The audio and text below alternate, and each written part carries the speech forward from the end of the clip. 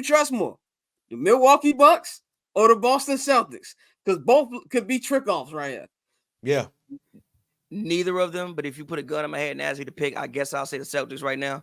I guess I'll say the Celtics right now just because of, we can't deny, granted, obviously they have good regular season all the time, but they're actually having a historic regular season right now, and I don't think we can deny that. Also, I think even when you look at their roster, they've never had a Porzingis before, and I'm going to keep saying it. I know that, because the Porzingis situation didn't work out in New York, and then Luka just didn't pass on the ball in Dallas. But last year when he was in Washington, that still was 22 points, 9 boards, 2 blocks on about 50, 40, whatever the hell he's shooting from the free throw line percentage wise.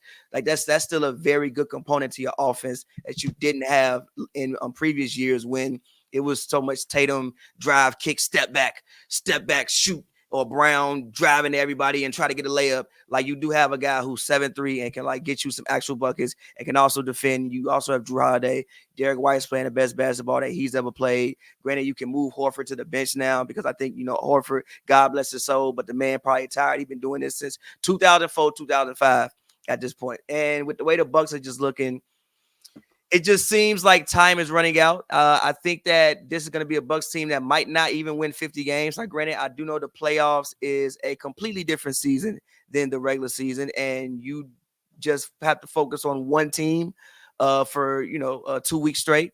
But they ain't really looked that good on the dock. Like they've been, I think, 19-20 on the dock. They had third best record in the league under Adrian Griffin when they wouldn't even listen to him. And Doctor came in and put all the shit in, and they 19-20.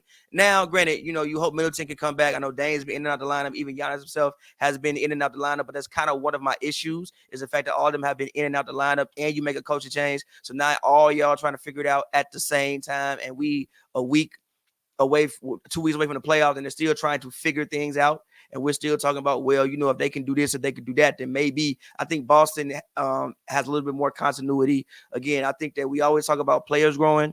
I think coaches need a chance to grow too. Joe Mazzulla, this is his second year coaching this squad. I think that maybe he learned from some of his mistakes in the past. Also, you still have Brad Stevens, who was a good coach in his own right upstairs. So maybe those guys can get together and scheme something. So to answer your question, neither of them, but if you put a gun in my head and made me pick, I guess I would pick the Boston Celtics.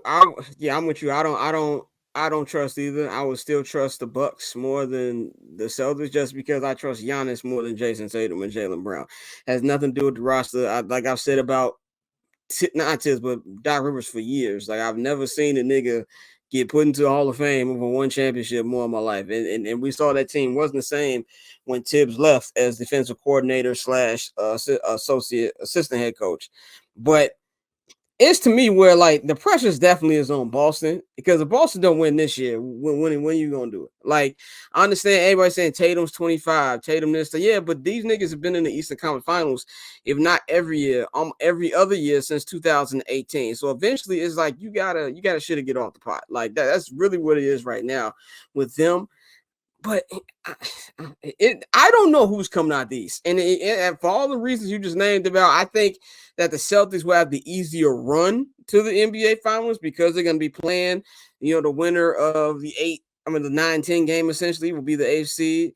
And Milwaukee's going to have a tough road. They're going to have to face probably either Miami Heat, a team that, who they lost to last year, or a team you just named the Sixers, who we saying that, can Embiid do it? That's not an ideal first-round matchup for them, especially when you got a guy in Doc Rivers who, in my opinion, is just one of the most overrated coaches of all time.